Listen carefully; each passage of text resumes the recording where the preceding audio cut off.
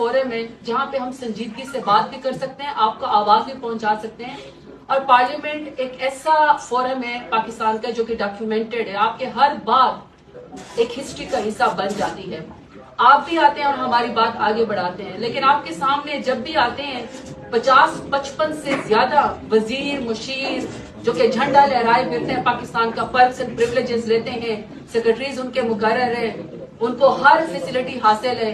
लेकिन अगर उन्होंने नहीं मानना, नहीं आना, तो उन्होंने पाकिस्तान में जो क्वेश्चन आवर है या जो पाकिस्तान में पार्लियामेंट है जिसमें 1.5 लाख वोट लेकर हम लोग पब्लिक के नुमाइंदे आते हैं, अपने इलाकों के लिहाज से सवाल का जवाब मांगते हैं, वहां पे वज़रा आना ही नहीं पसंद करते हैं। चाहे पैनल ऑफ चेयर बैठे, चाहे स्पीकर साहब बैठे, चाहे डिप्टी स्पीकर साहब बैठे।